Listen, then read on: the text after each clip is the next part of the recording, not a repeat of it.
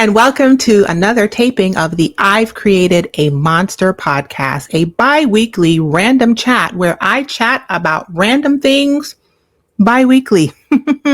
I am your host, Rushni, aka Glamazini. As always, I am live with my patrons. To be live in the chat when I record this podcast, become a supporting patron at patreon.com/Glamazini. As usual, I'm starting today's podcast by letting you know that the ears, the headband for those listening on audio platforms, I believe these are cheetah. And I'm feeling super cute. The hair is also super cute. It is brought to you by the Octo Curl No Headband Heatless Curler in size long. If you are interested, it is in my Amazon store.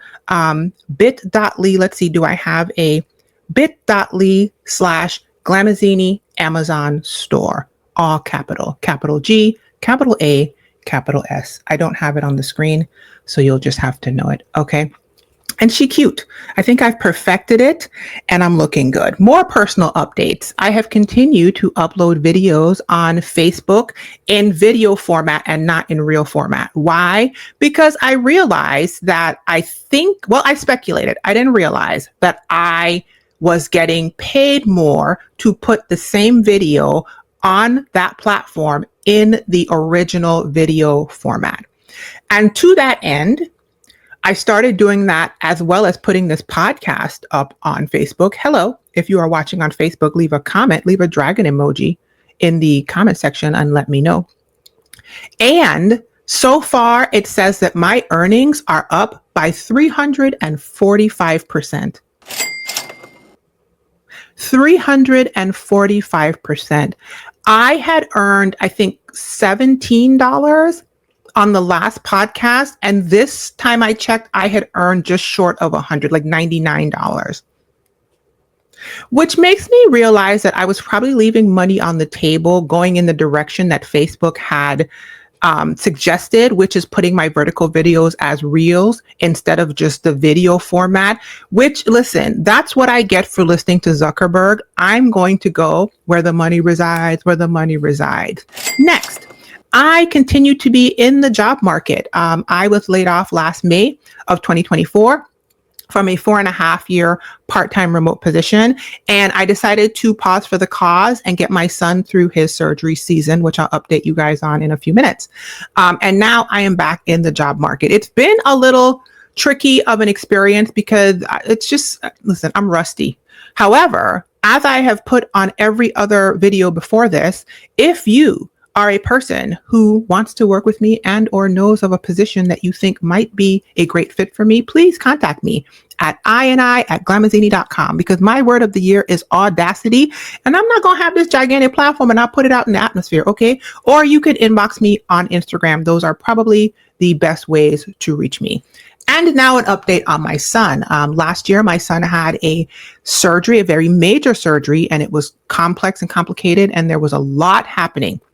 But in the end, it ended well. If you want to find out more about the actual details, go to episode 1 of this podcast. I've created a monster, because that is what I talked about in detail. An update is my son is doing well. Like I said, he has spring break right now, so there is no school for him this week, and he is absolutely grateful and gleeful for the break. However, we do have a couple what I would call moderate hiccups when it comes to his healing and stuff from the surgery, which, yes, we are still working on.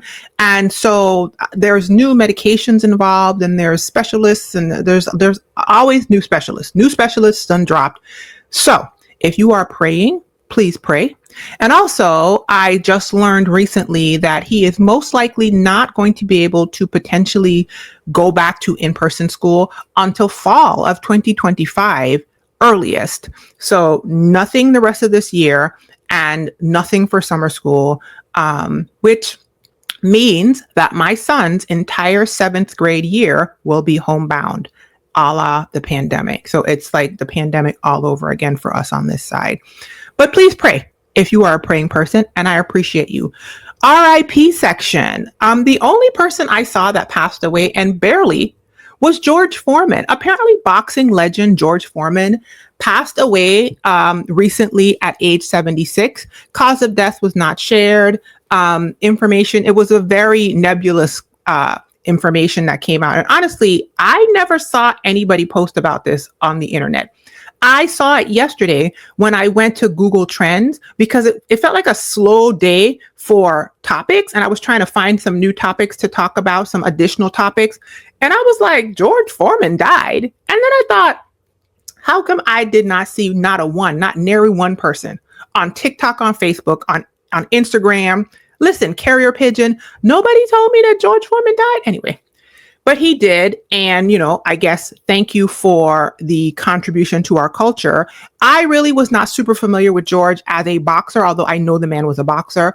I, like many people in my Gen X and millennial generation, we were familiar with him because he started hawking George Foreman grills, and many of us had a George Foreman grill in our home. I think the article I pulled up says that man pulled in almost $300 million from selling grills, and not teeth grills, okay? Grills to cook your meat. So rest in peace to George Foreman, and thank you for your service and your contribution to society. Let's move on to pop culture topics. So apparently Cheesecake Factory is axing 13 menu items off of their abundant and massive menu list. When you go into Cheesecake Factory, it's too much. You know how you can have too many options and so your brain just short circuits because you can't pick one? That's why they said that Steve Jobs wore the same thing every single day, because he didn't want to use any brain juice on picking out clothing. Cheesecake Factory has like an opposite policy, apparently. I don't know why the menu is like hardback with 8,000 pages. It's like a 14 chapter menu. But what works for me is just choosing something that I like and only going through that travesty and that decision fatigue once. Okay, one time. So Cheesecake Factory is apparently taking 13 items off the menu, and I don't even know if anybody's going to notice. Let me tell you what the items are. They are the everything flatbread pizza, never had it. Mushroom burger, sounds amazing, never had it. Seared ahi tuna salad, that's not for me. White chicken chili, never had it. Spicy cashew chicken, never had it. Bistro shrimp pasta, no. Fried shrimp platter, petite filet. I would eat that. Never had it there. Factory combinations, I have no idea what that is. Doesn't even sound like food, but maybe somebody's eating it. Loaded mashed potato omelet. What? Loaded mashed potato? Okay, I'm going to just trust the process. Taco dorados and eggs. Skinnylicious lemon herb Parmesan chicken. Now, let me tell you something. I don't be going to restaurants and picking up their little healthy choice Skinnyliciouses. I don't like when the restaurant tells me what to do. I'm a relatively healthy eater, and I do go to restaurants and choose healthy foods. But when they start labeling it Skinnylicious, I feel like there's going to be a Skinnylicious tax. And I usually steer clear because I don't want you to charge me 56 cents to $2.49 extra because you put the word Skinnylicious on it. And lastly, Skinnylicious spicy shrimp pasta. Same idea on my end. It seems like they're getting rid of these dishes and then adding 22 more. So what is the net? They getting rid of 13, they add in 22 more. The menu is going to be more confusing because that's more than you ever expected. Sorry, that's all that came up. Okay. I personally order the same thing when I go to the Cheesecake Factory because I don't have time to be confused by flipping through this encyclopedia of potential recipes. Why they can't pick just like a good solid offering of 30 things that we could try like everybody else on the planet? Why do they have to have a menu that has 475 items on it? Anyway, if you are listening to this and or watching it, let me know what your Cheesecake Factory order is. I like to get the bang bang chicken and shrimp. Also, I don't know the last time I was at Cheesecake Factory. Next, Tracy Morgan had to leave a New York Knicks game after basically projectile vomiting on the floor and then being wheeled out in a wheelchair. He later issued a statement saying that it was food poisoning, and I'm so happy to hear that.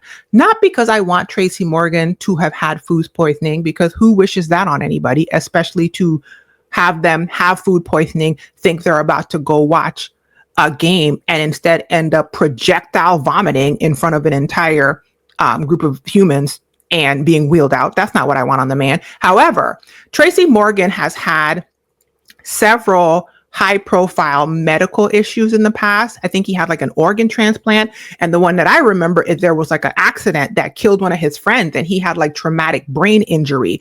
And so projectile vomiting could be anything. And it could be a result of those things taking a turn. So finding out that it was just food poisoning makes me very happy for Tracy. And I hope that he is feeling better. I have a Tracy Morgan story for you. Back in the day, I used to date a comedian here in the St. Louis area. I met him because when I was single, I used to hang out in comedy clubs because I like to laugh. Okay. And so there are several of the Black comedians that are now more popular who I met in person back in the day before they became that way, because I used to date a Black comedian and they were all kind of in the same level. And some of them went big, like Cedric, like Lavelle, and some of them did not, right? So I was at a comedy show and Tracy Morgan performed. I'm trying to remember if the picture I have has him. I know it has DL Hewley in it. I know I have a picture in my album with me and DL Hewley, but I don't know if Tracy was in that picture. But what I do remember is I was at the front of the Ambassador in St. Louis, which I don't even know if that place still exists. Okay. And Tracy came out and people weren't swarming him. I mean, we knew who he was. Was it Saturday Night Live? I don't remember. It was a long time ago. We knew who he was. We knew that we were there and he was one of the comics we were going to see. However, it wasn't like swarming and how he is now, right? He came out, he was talking to people in the crowd, and he walked over to me and he basically asked me if I wanted to come back to his hotel room. I'm sure that there was more conversation than that, but clearly, absolutely not Tracy. So that's my thoughts on Tracy Morgan. And that's how he was moving back in the day. Allegedly, just in case somebody on Tracy's team sees this and decide they want to act crazy.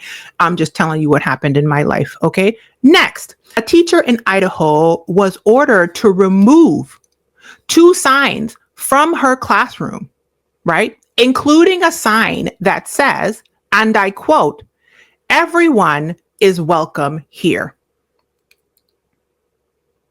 Yeah, let me say that again. A teacher in Idaho was ordered to remove 2 signs from her classroom, including a sign that says, "Everyone is welcome here." Okay, it says everyone in multicolored letters, not rainbow colors, by the way. That's important for later. And then "is welcome here" is in white. The background of it is black, and it has images of 1, 2, 3, 4, 5, about 10 different hands in different colors, dark browns, tans to white. And each palm is up in the air and open and has a heart in the middle of it. She was asked by the school district to remove that. The second one that she was asked to remove says, and I quote, I'm looking at it, "In this room, everyone is welcome, important, accepted, respected, encouraged, valued, equal." She was asked to remove that. Now, this one is a beige textured looking background. "In this room, everyone is in lowercase black letters. And then everything else is in white letters on a color block. So each individual word after this is on a color block in rainbow. So red, orange, yellow, green, I guess blue, cyan, and indigo. I didn't say that right. You know what I mean. Rainbow. Welcome, important, accepted, respected, encouraged, valued, and equal.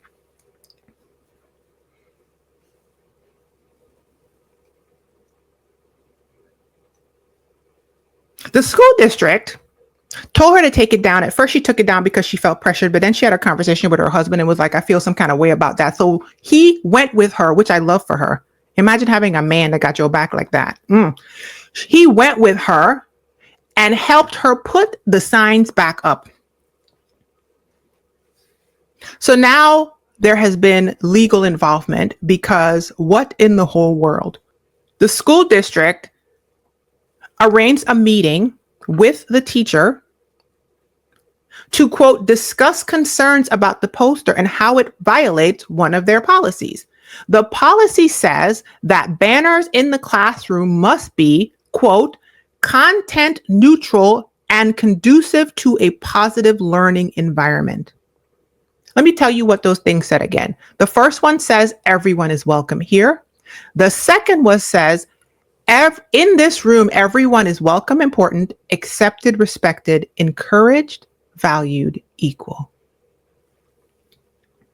There's more in the article that I found on today.com saying that, the person who she talked to at the school district did bring up the political environment. Duh. But y'all, this is where we are right now. We are in a world where saying that everyone is welcome here and having rainbow colored anything in a classroom, once again, a classroom, rainbow anything. But this specifically saying welcome, important, accepted, respected, encouraged, valued, and equal. School districts are asking teachers to take that down. And I'm going to just let that sit out in the atmosphere. Okay.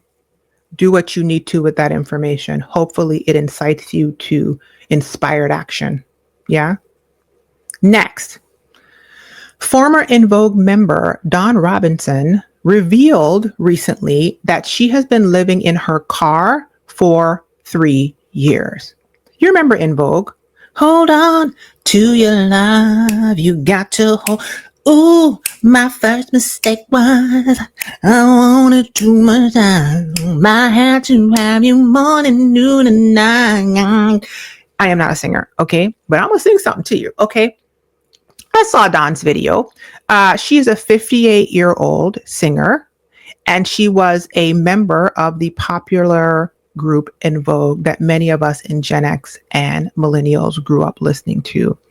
It says here that on March 11th, she uploaded the video to her YouTube. I didn't see it on her YouTube, but I did watch the whole thing. I saw it on Instagram. So it was a reshare unless she put it over there too, and I happened to see it. And she explained that she had been living with her parents in 2020 in Vegas. Some ish went down. There was a falling out. She had slept in her car for a second. She spoke to someone else and they were like, nah, sis, come and live with me in Los Angeles. So she came out to Los Angeles and that person did not have space for her. So she ended up which is shady work, by the way. How you gonna have somebody living in their car for a month? Because after she left her parents' house, she was in the car for a month, it says. Tell them you don't have to live in your car. Come stay with me. And then when they come to stay with you, you don't have room for them? What kind of stupidness? Anyway. So once he didn't have room for her, she went and she got a hotel, and she was in a hotel for like 8 months. And while she was in the hotel, she started looking up things online about RV life and van life and people who live in their cars, which if you are on the internet, on TikTok, on YouTube, especially, but all over the internet, this is a thing. People live in RVs, people live in vans, people live in converted vans, and people live in their cars. I see it all the time. Intentionally. Sometimes because of a life of duress, sometimes because of just pure choice, that it just makes more sense for them in the life they want to live in their vehicle and everything in between. Okay. So she said she loved what she was seeing. And she was like, wait, I could go back and do that.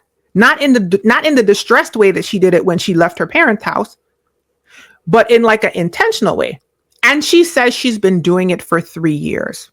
And she was so embarrassed to tell anybody, because you could imagine coming from the life of being a successful musician and star in a group like In Vogue to living in your car in the American social construct is seen as dire failure.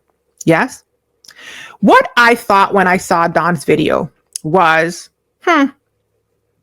Interesting choice. I personally don't want to ever have to live in my car. I don't know that I would choose to live in my car, but never say never, because never is such a long, long time, right? Would I live in a vehicle? I mean, yeah, if it was a vehicle that was like a bus, or I'm not saying I wouldn't live in a vehicle. RVs are vehicles. I don't know that I would choose a car life, especially because I see people doing it on the internet and I'm just like, that doesn't look like it's for me, but I see people doing it, right? I see people off-roading and camping and also just in suburban and urban areas choosing to live in their vehicles. And I thought that that's what she had done. And I went by my business. I don't know anything about Dawn. I don't follow this woman. I know nothing about her backstory. Since then, I've seen people just dragging her all over the internet, lamenting the fact that she's fallen from her high status that she was on. And I saw a man who apparently was her ex-husband on TikTok. I'm gonna say allegedly because I don't know, but I watched his video and he was also saying that he was like distressed about the fact that, you know, her life had come to this and she was living in the car, and he was saying, you know, even though they weren't together anymore, that's not the life that he would want even for his ex-wife, and da da da da. And there has been some people alleging him, as well as other people alleging mental health concerns with that being the reason why she's in her car. All I'm going to say is, I don't know. I know that perception is reality for people, and I have no idea what's going on with Dawn. I know nothing of mental health concerns. However, if there are mental health concerns, I could see how that would be concerning, obviously. And if there are mental health concerns, I hope that people have reached out and she can get the support that she needs. I will say this, the article that I found on today.com, it said, at the end of the video, Dawn said, quote, "When I succeed again, because I will," which means this woman has an intention to succeed again, which means she feels like she is not successful right now in the way that she desires, right? And then she says, "I will. When I'm on top again, or when I have a resurgence of my career again, the way that I want," right? Which means she believes she's going to be on top, and in her mind, where she is right now is not on top. And she also intends to create a resurgence of her singing career, I'm assuming, right? Quote, "in the way that she wants," which means the way that it happened before might not have been the way that she wanted. We all know about youth. Sometimes things like that happen. We don't know. And she says getting to that point is only up to her, which is true. And also anybody that comes along to support you, Dawn. So from my car into that life is going to be amazing. So she sees this move of letting people know what's already been happening. It's not like this woman said, "I had to sleep in my car last night, boo-hoo, boo-hoo." This woman said, "Listen, I've been in this car for 3 years. I'm just letting y'all know what's going on. This ain't new. I'm true to this, okay?" I don't fault people for their choices anymore. Personally, me, myself, I don't see myself choosing to be a car life person, but that doesn't mean that I can't understand people who do. And if she has mental health issues, because I am concerned about a woman who added so much into my life with her art and her music, I hope she gets the support that she needs. Next, a influencer whose screen name is Brand Flakes put up a video on TikTok recently sharing that he earned $768,000 as an influencer in 2024. I'm not saying that I didn't realize people were making money like that. I guess it's not forefront in my mind because I am not a person making $768,000 as an influencer. So it was like, wow, that's impressive. And then I went about my business. Of course, that went viral on Tickety Talks because money, money, money, money, money. We all need it, right? Me too. I did like his personality, so I went to his page and I binged a bunch of his content. And I realized that he was not new to this. He was true to this. This man has been telling TikTok how much money he makes as an influencer before he was even a solid influencer. I found a video where that man told us he made $3,000. Okay. And I made more than $3,000 as an influencer last year. So this is part of his brand. It's not the only thing he talks about, but he is very salary transparent. And so the fact that he's been telling people when he had a office job and he was just making a couple $1,000 all the way to $750,000 is just the way he shows up on the internet and part of his brand. His conversation then triggered a additional conversation in the Black women influencer space. That's the only people I've seen in this space. If other people are talking about it, I haven't seen them. Oh, by the way, he is not a black woman. Clearly, he is a white man, a white gay man. So a black woman content creator stitched his video and basically said in a nice way, they are friends. She wasn't coming at him or no shade or anything. She was like, yeah, you guys, this isn't for us. I have like 3 times the followers that this man has on this app, and I don't make that kind of money. And then other creators, black women creators, started coming, and some of them were, piggybacking on what she said. But also they made a lot of money. They're not making his level of money, but they make some money. And then other creators pop up and say, well, I make money. And the one that I saw that was super interesting is a mid-sized fashion creator. I forgot her name, unfortunately. I'll put on the screen if you're watching on YouTube and Facebook, who has 60K plus followers on TikTok and said she made $500,000 in 2024. The conversation continues. It's very interesting. I love salary transparency in this way. Studies and research shows that when we talk about money in a more vulnerable and transparent way, the ships rise for everyone. So I guess I told you guys about my financial stuff with Facebook earlier. And I guess I should say that last year, without any intention, zero intention, I was not trying. I made about $5,000 as an influencer last year. One of those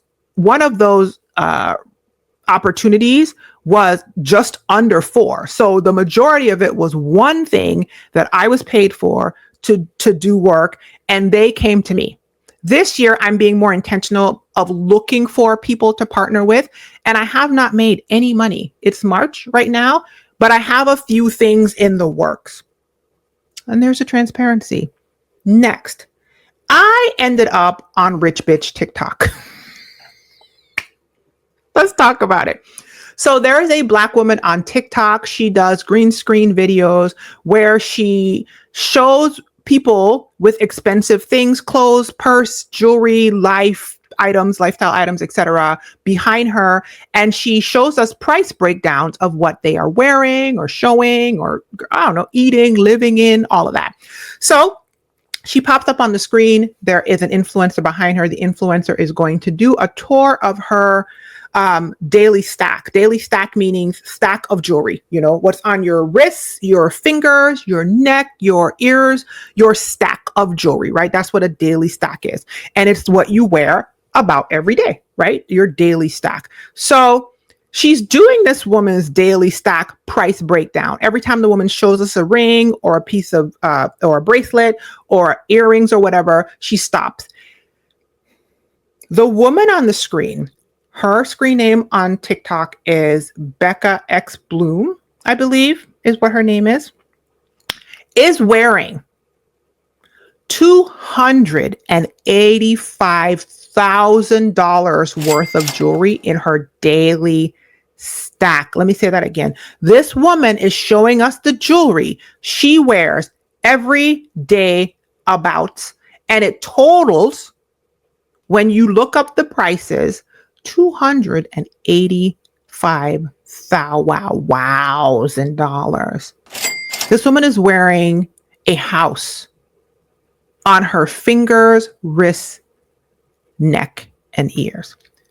And because of this video, I went down the rabbit hole on her page. Love her personality. She started citing research studies in her relationship, business, and dating advice videos.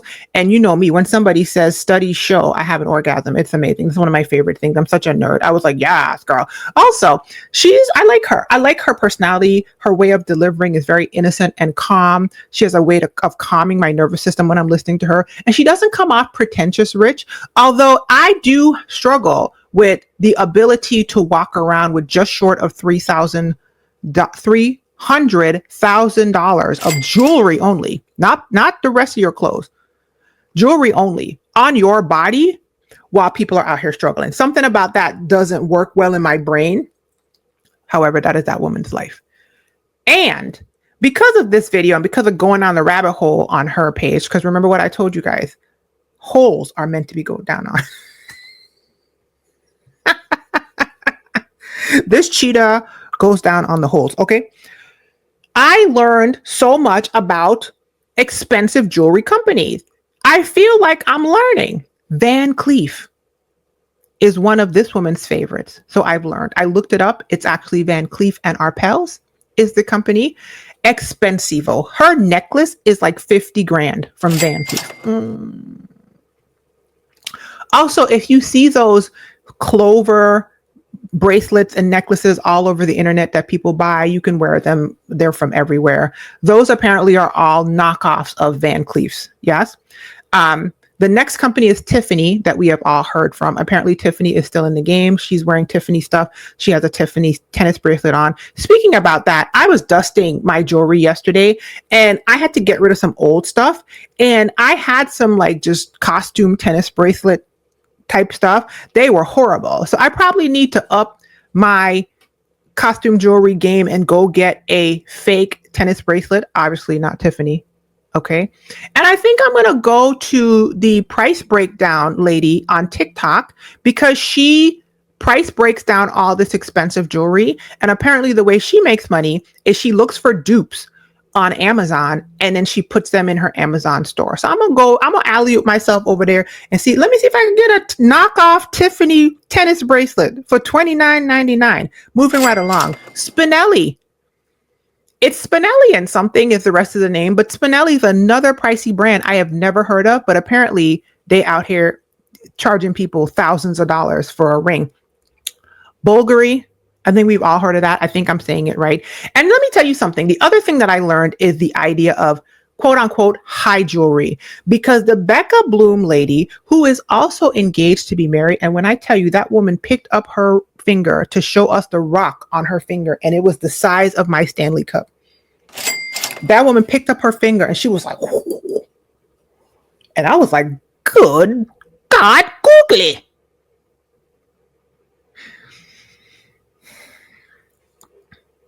She likes high jewelry and she speaks about it a lot. And she will tell us that a piece that she's wearing is from the Van Cleef high jewelry collection. So I had to look it up because I was like, what is high jewelry? I mean, I kind of can guess, but I wanted to know. High jewelry, also known as hot jewelry. Let me be serious. High jewelry, also known as haute joaillerie, which clearly I butchered, represents the pinnacle of jewelry craftsmanship, featuring rare and exclusive collections made with the finest materials and unique bespoke pieces that retain and potentially increase in value. So basically, it's rich people jewelry. Okay. I'm going to tell you what.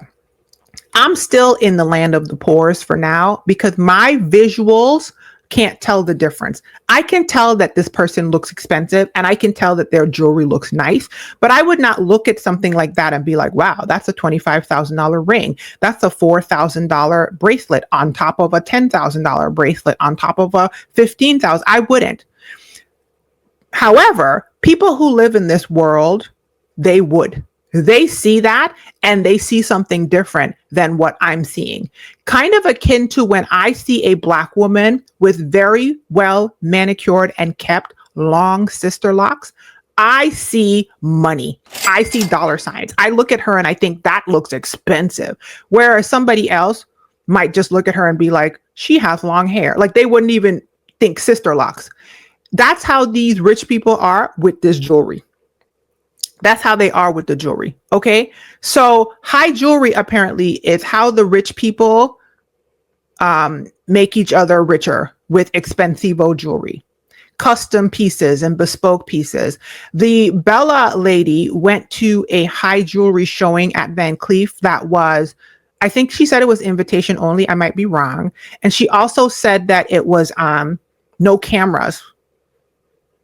So, it was like, they call their big spenders apparently and say, big spenders, come spend some more.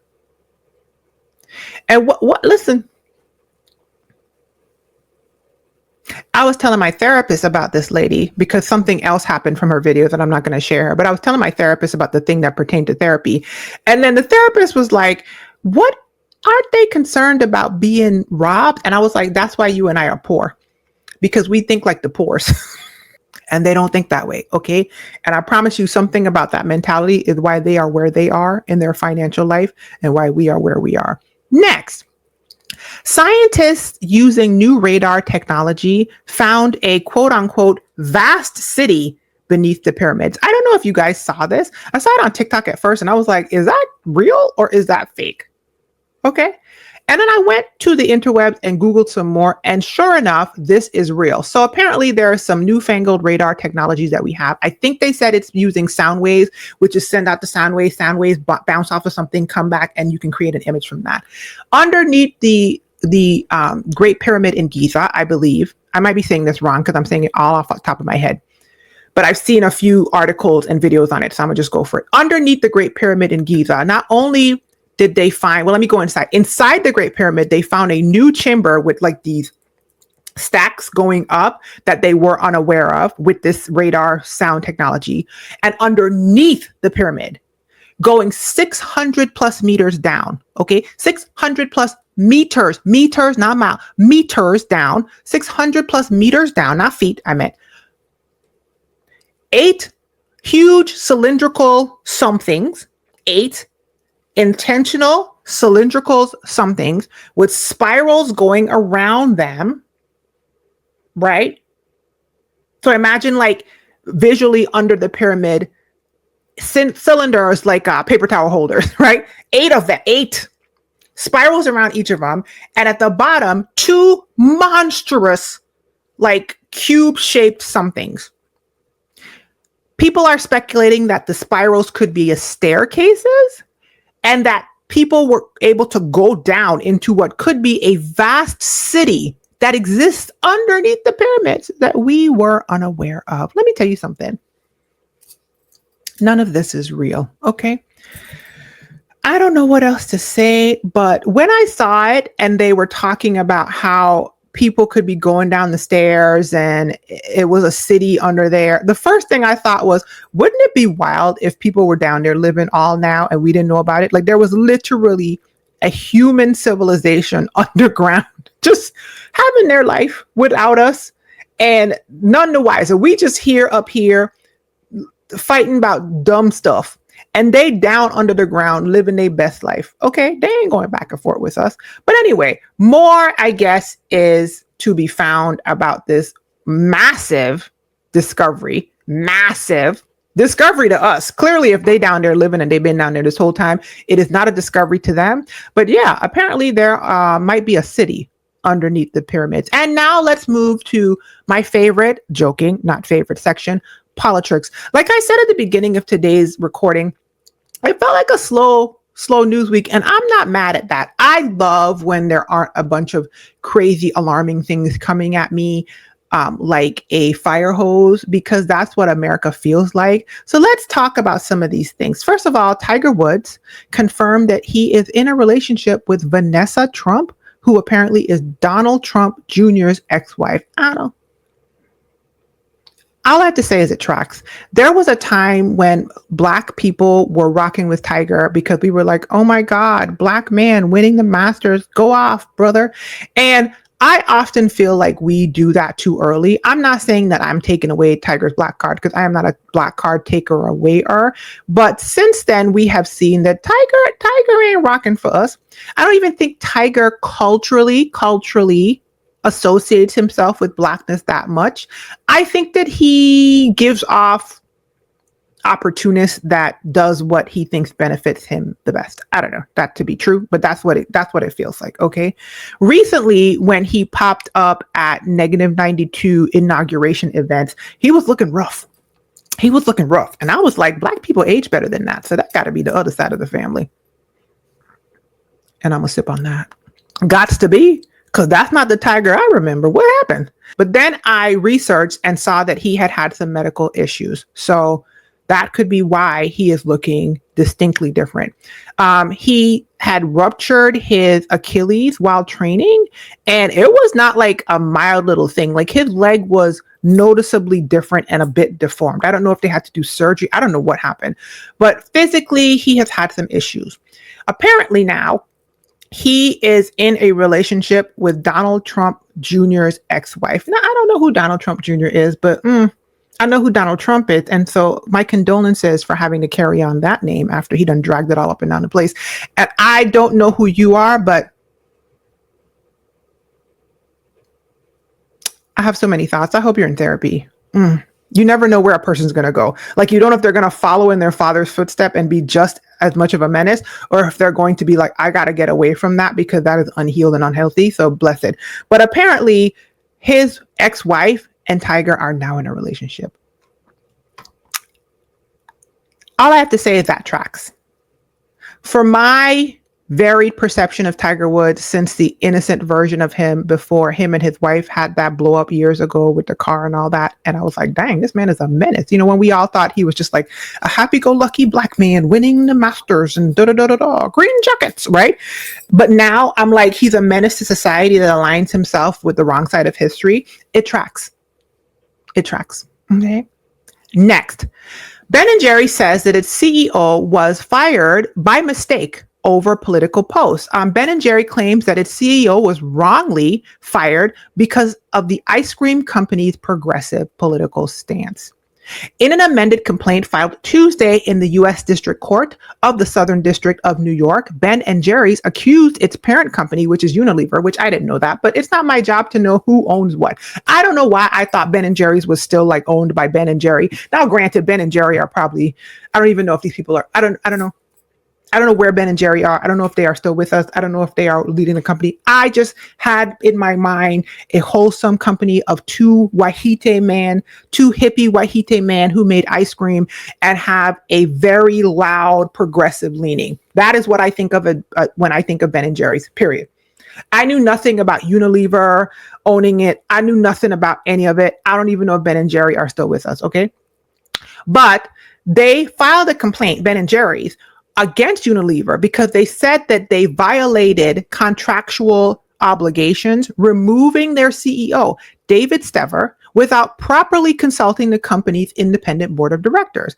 When I read the article, it was like Unilever was on one thing and Ben & Jerry's is on another thing. I'm trying to figure out if Unilever owns Ben & Jerry's, and in my mind, Ben & Jerry's is an ice cream company made by two white progressive hippie men, okay, who want to burn this thing to the ground and buck the system. That's literally what I think of when I think of Ben & Jerry's ice cream. I mean, they make ice cream flavors called Resist.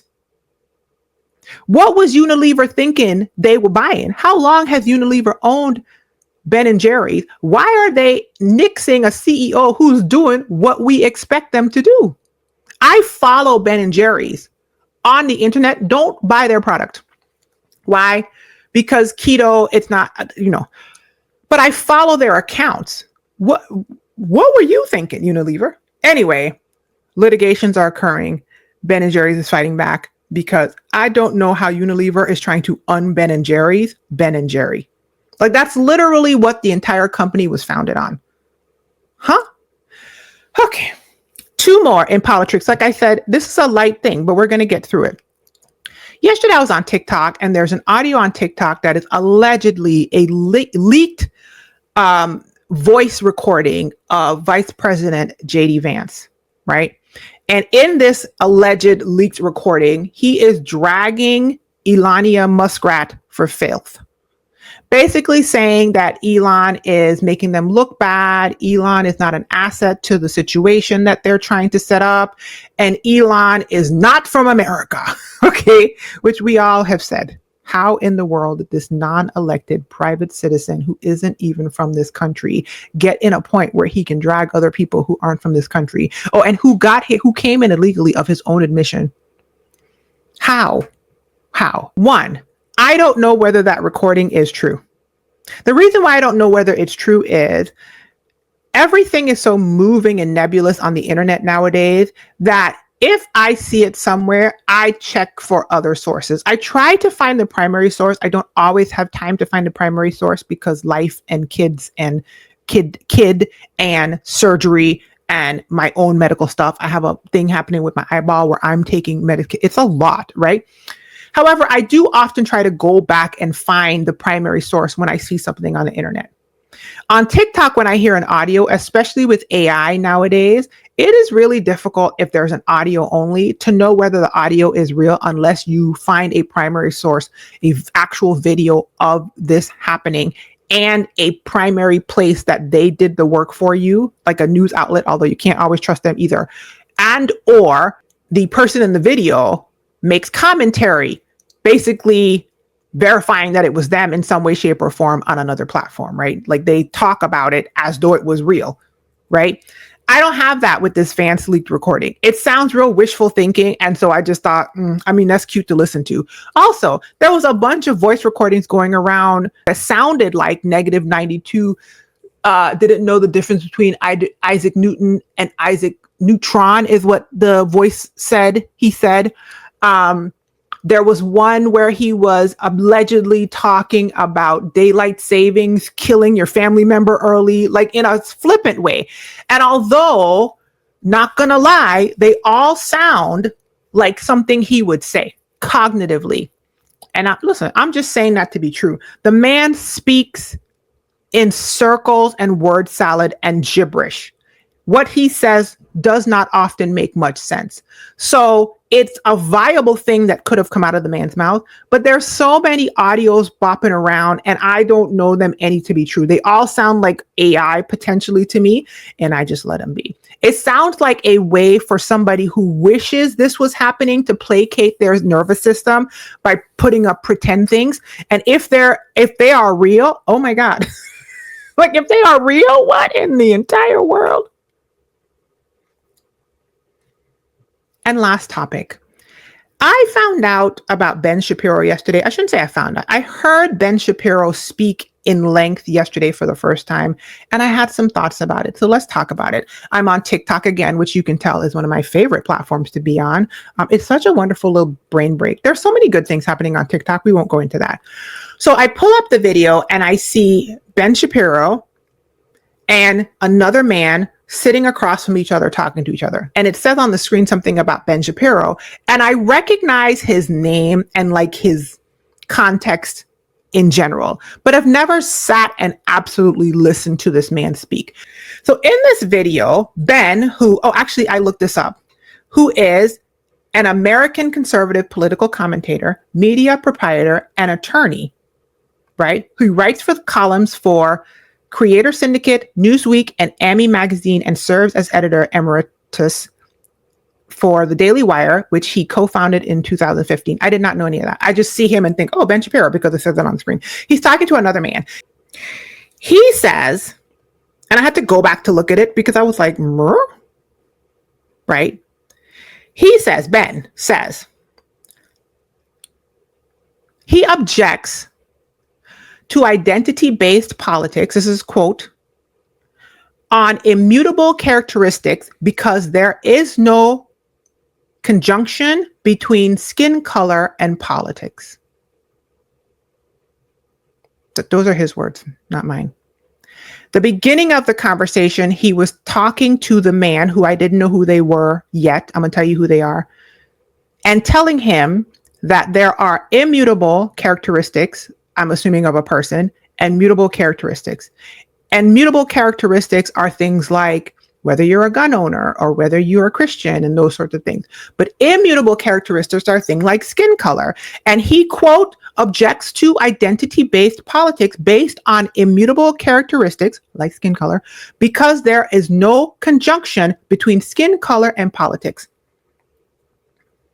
Y'all, I paused the video and I was like, sorry. I literally, at that sentence, I was like, did that man just say what I thought he said with a straight face? He said that an immutable characteristic, in his example, skin color, has nothing to do with politics, and he objects to any identity-based politic on something like that. What? First thing I thought was, I cannot believe that man said that out of his mouth, heard himself say that, and actually thinks it's true. The next thing I thought was, thank God I haven't been listening to him because I do not have time for that kind of cognitive functioning. He went on to say, and I quote, "There is a fairly necessary conjunction between your religious outlook and your political outlook and identifying with others who have had that political or values-based outlook. And in contrast, there should be no identity-based politics, according to him, based on immutable characteristics, only on mutable characteristics like value-based outlooks and your political view and Christianity," he said, "and being a gun owner and those sorts of things."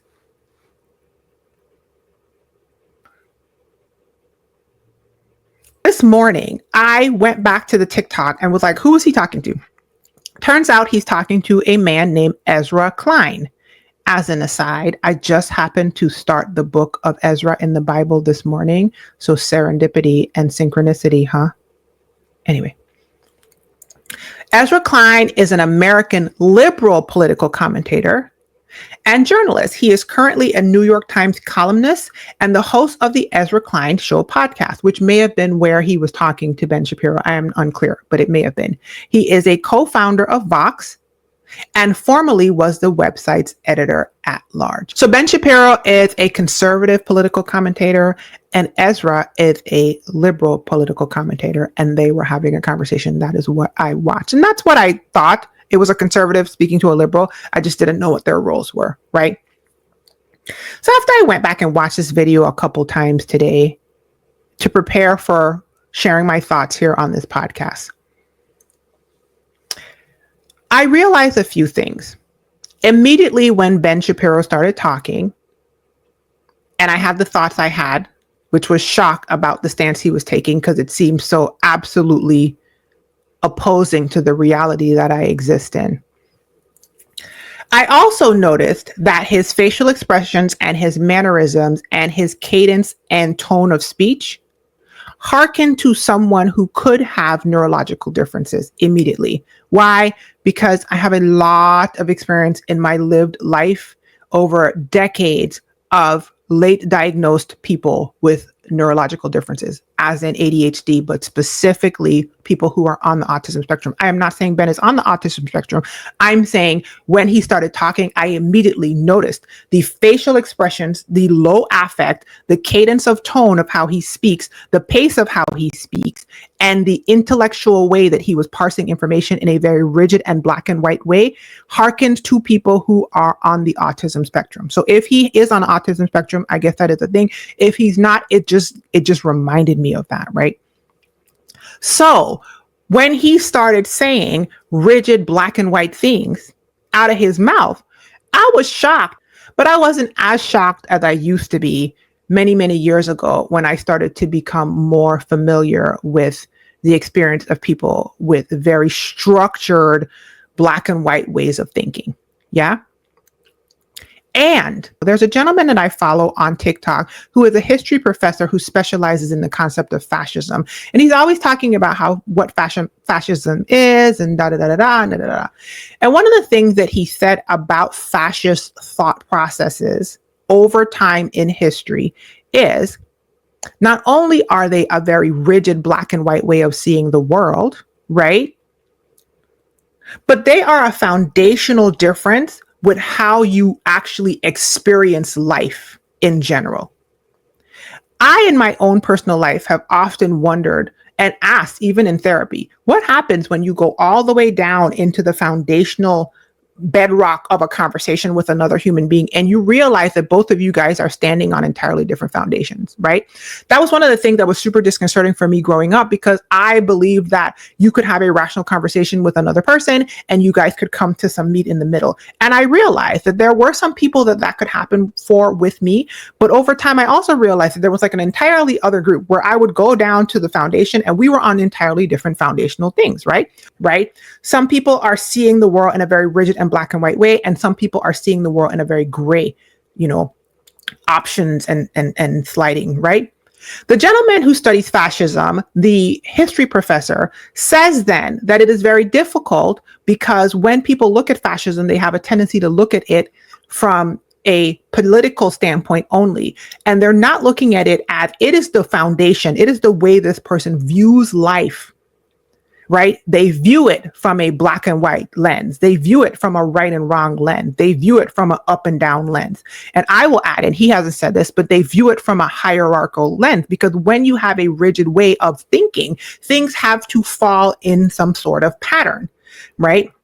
Whereas when you are a person that does not think that way, that hierarchy, that need to put something up to put another thing down and figure out where you fall in here and follow rules that potentially promise that you go higher in the hierarchy, that thought process is a very rigid black and white way of living.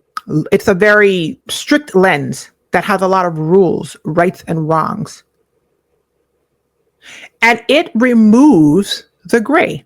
It removes the fact that we could all be on the same playing field. It adheres to structure and pattern and rules, up, down, right, wrong. If you follow the rules, you get the prizes. If you don't follow the rules, you don't get the prizes. So back to Ben Shapiro. When Ben Shapiro was talking, I was like, if this guy is on the spectrum, it makes entire sense to me that he would think that identity politics should exclude what he considers to be immutable characteristics. Why? Because people on the spectrum, and it's a spectrum, so I'm not saying this to be true of everybody, but people on the spectrum struggle with social and emotional deficits and comprehension. They don't pick up on those things as well, right? If you have lived your entire life with a diminished ability to process social and emotional things, you are not using social and emotional things as your fodder to delineate what is and isn't important in your life.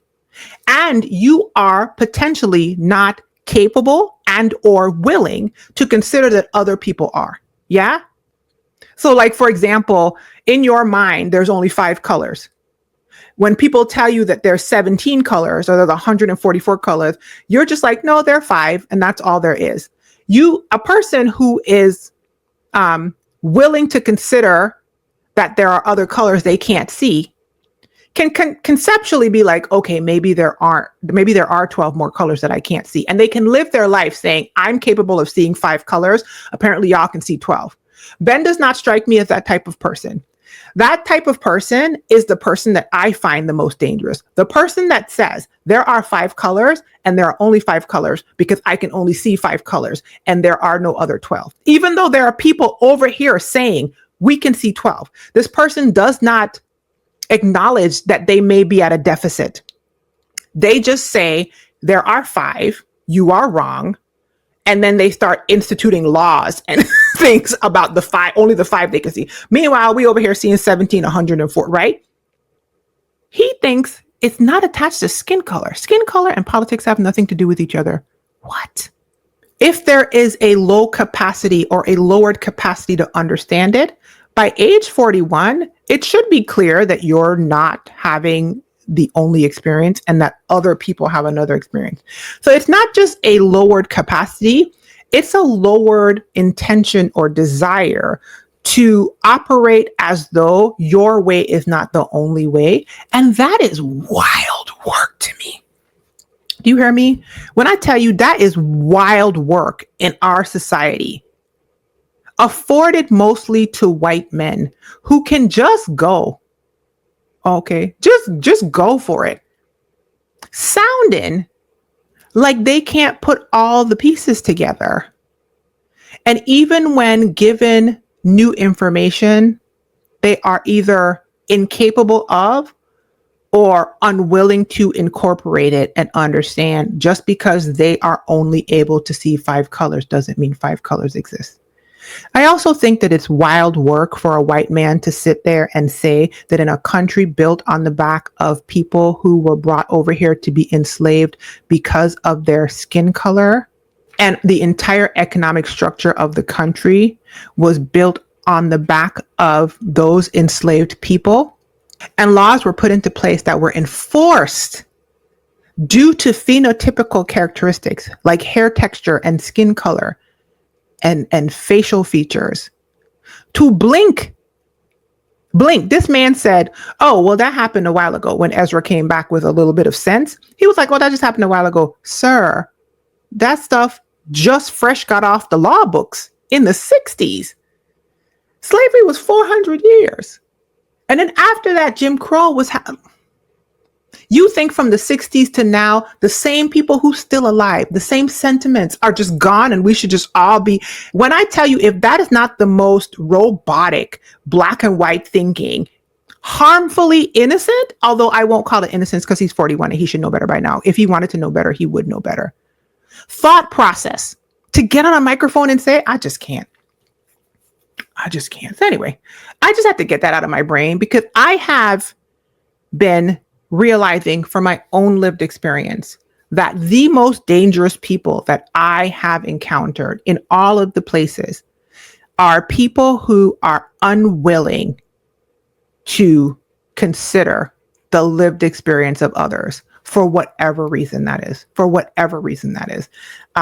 whether it's religious upbringing, whether it's choice, whether it's hierarchy, whether it's making sure that systems are still in place that benefit them and privilege that. It is the common thing. And it's also the thing that the fascism professor mentioned. And I was like, correct. And that's all I have to say about that. This has been another taping of the I've Created a Monster podcast. This podcast is sponsored by patreon.com/Glamazzini and the Black Woman Healing Fund, a fund to help Black and West Indian women on their healing journeys. To support the fund and to be live in the chat when I am recording, become a supporting patron at patreon.com/Glamazzini. And don't forget, you guys, to show up, to speak up, to F something up, and create your own monster. Bye, y'all.